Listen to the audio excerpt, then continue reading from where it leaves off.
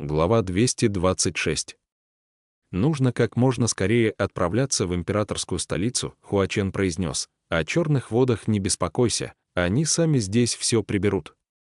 Советник уложил тело Иньюя на спину костяной рыбы, и существо, утащив за собой голову дракона с Цуань и Чжинем, поплыло куда-то вдаль.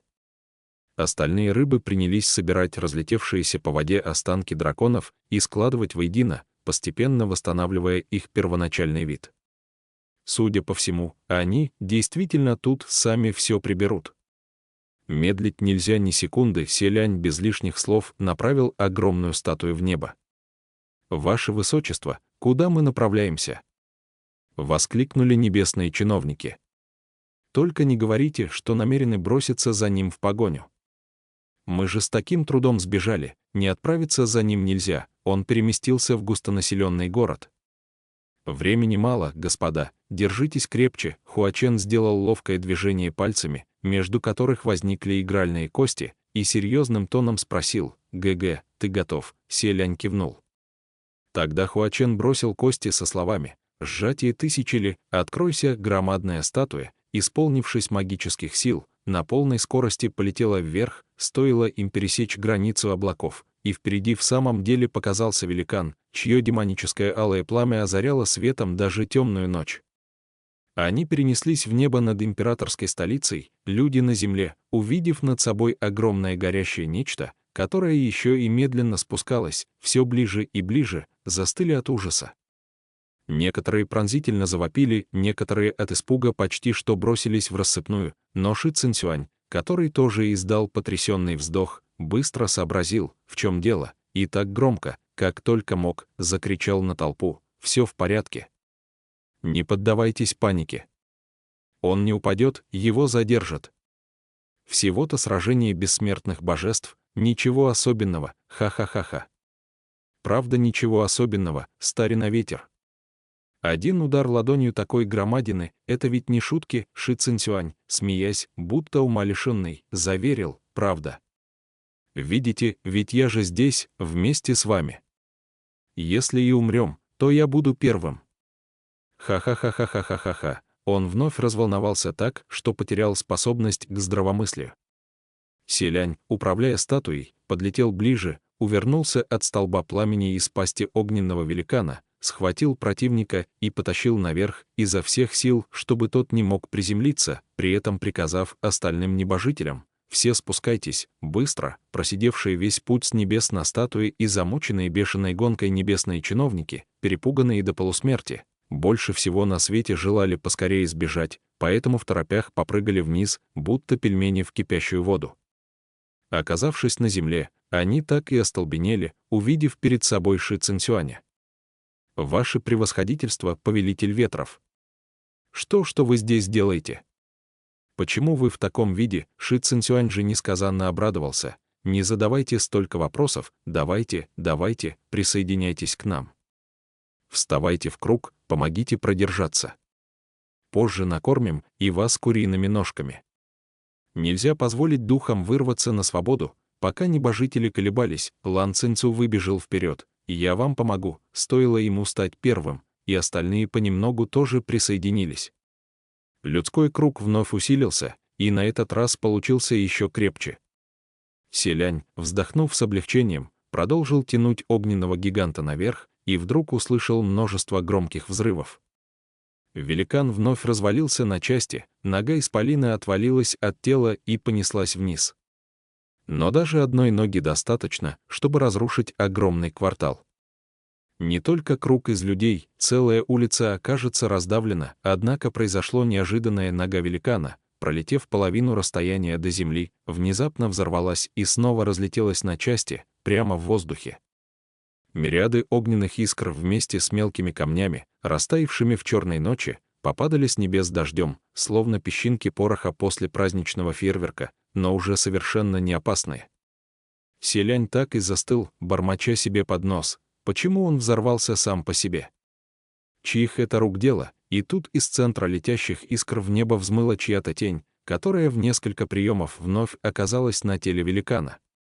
Селянь, приглядевшись, обрадовался: «Генерал Пэй, с вами все в порядке, как хорошо».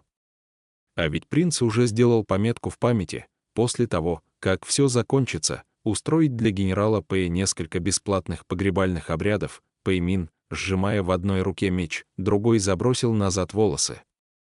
Его прическа не растрепалась, а значит, и доблестный образ нисколько не пострадал. «Не то чтобы все в порядке», — сдержанно ответил он, но вполне терпимо. Генерал Пэй не сгорел в огне и не сварился в кипятке, правду говорят, что боги войны весьма живучи. «А что с Бань Юэ и остальными?» — поинтересовался Селянь. Хуачен ответил ему: «Все хорошо. Смотри, ГГ, они вон там». Селянь и впрямь увидел вдалеке Бань Юэ, которая вместе с Пэйсу опустилась на крышу дома.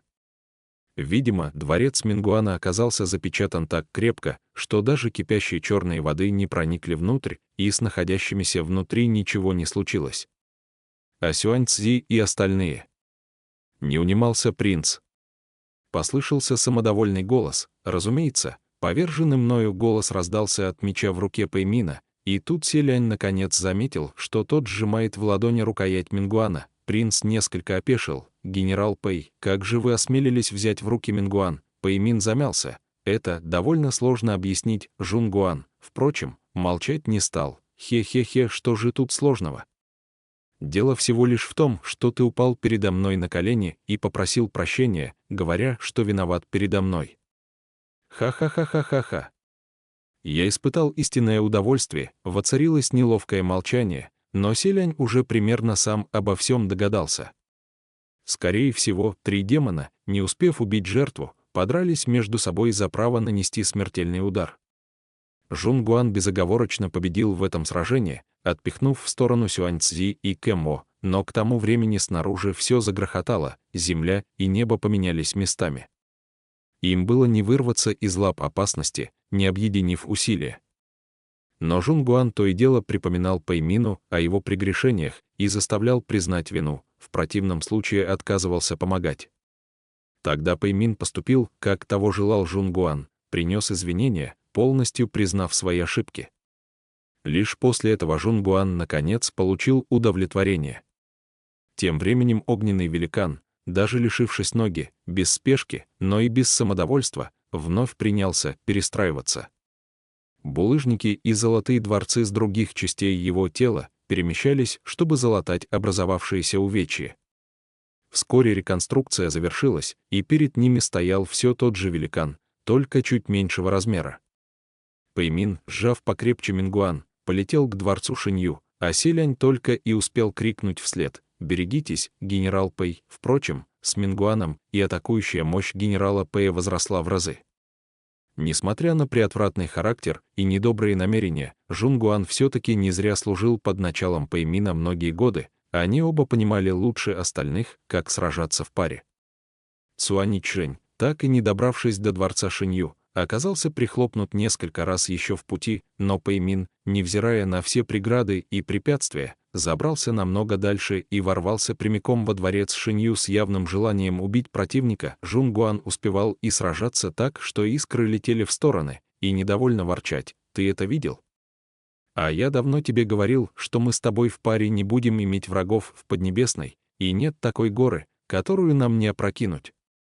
Если бы ты сразу меня послушал, разве оставался бы сотни лет всего лишь генералом Мингуаном?» У Пэймина на лбу вздулись вены, он огрызнулся: «Ты не мог бы помолчать?» Тем временем Цзижун, прячущийся во дворце Шинью и наблюдающий за боем, поднял крик: «Проклятый жеребец-осеменитель, не надо было тебе заявляться сюда за смертью.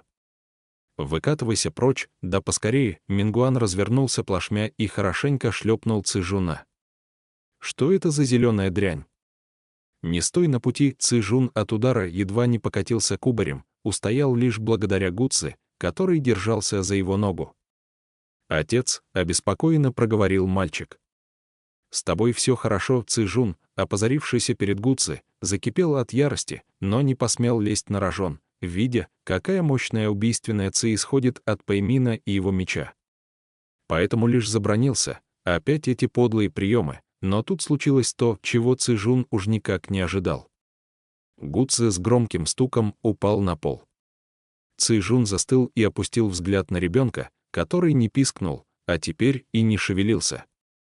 Вытаращив глаза, демон схватил мальчишку и принялся трясти того вверх ногами. «Глупый сын, ты чего удумал?» Гудзи как будто спал, закрыв глаза, но его лоб обжигающе горел. Селянь, который отчаянно тянул великана вверх, тоже заметил происходящее внизу и закричал: «Цзэжун! А ну убирайся оттуда сейчас же! Вокруг все горит, вы то поднимаетесь в небо, то опускаетесь под воду, ребенок слишком мал, он может умереть от такого». Цзэжун, засунув Гудзи под мышку, задрал голову и огрызнулся: «Поменьше бы меня отчитывал. Кого ты хочешь напугать?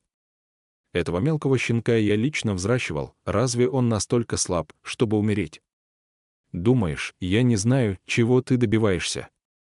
Хочешь надуть меня, чтобы выгнать отсюда, а потом непременно нападешь?»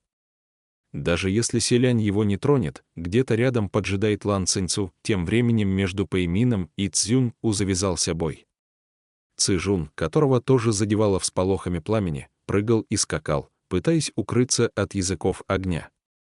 Селянь в ярости заорал на него: «Даже ты, демон, не в состоянии вынести такого жара. И еще надеешься, что мальчишке это под силу?» У мальчика, которого Цзэжун зажал под мышкой, от жара покраснело лицо, но демон все не унимался: «Хи-хи, а вот и не уйду. Не уйду. Ай, мать твою!»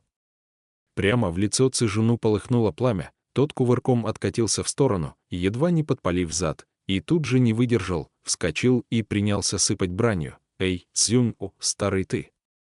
Владыка! Нельзя ли как-то поумерить свой пыл? Ты же обжег своего». Меня, селяню, почему-то показалось, что Цзэжун хотел сказать что-то вроде: «Цзюнь-У, старый ты пройдаха, ты же обжег своего папку», но жизнь все-таки была дорога демону, так что высказать такое вслух он не решился. Да и Цзюнь-У сейчас не собирался обращать на него внимания, он как раз сражался с Пэймином, при этом жутковато улыбаясь. Цзэжун огляделся по сторонам, огонь разгорался все сильнее, уже и ступить было некуда. Будучи демоном, Цзэжун не боялся сгореть заживо, но все-таки ощущения от сожжения нельзя назвать приятными, а здесь скоро негде будет стоять. Гудзи вдруг пронзительно вскрикнул, как будто его затронуло пламя. Цзэжун вынул мальчика из-под мышки и в самом деле увидел, что у того со лба стекает кровь, а на плече прожгло одежду и виднеется сильный ожог. От боли Гудзи пришел в себя и громко заплакал, прижимаясь к Цзэжуну: «Отец, как больно! Мне страшно». Вероятно, Цзэжун никогда еще не сталкивался с подобными проблемами, у него на лбу выступил пот, рот застыл в кривой дуге, словно он не находил слов. Гудзи, прижимая ладошку к ране, от боли плакал и утирал то слезы, то сопли. «Отец, мы сгорим здесь живьем». «Да», Цзэжун забормотал. «Ну, Гудзи», всхлипывая, добавил: «В твоих владениях очень красиво, но, кажется, живется тут плохо. Здесь, похоже, все относятся к нам не очень хорошо. Может, пойдем жить в другое место?» Цзэжун больше не мог этого выносить. Он ворвался во дворец, видимо, чтобы найти Цзюнь-У, но при этом не решился приближаться, поэтому закричал издали: «Давай кое-что обсудим, Цзюнь. Владыка, можешь поджигать что угодно, все-таки это твои владения, если хочешь, хоть все тут спали. Но кхе-кхе, в общем, нельзя ли?» Глядя на этого дурака, селянь от гнева едва не свалился с короны статуи. «Хватит искать смерти, прыгай оттуда, и дело с концом», — велел принц. «Обещаю, что не трону тебя». Цзэжун не собирался слушать принца.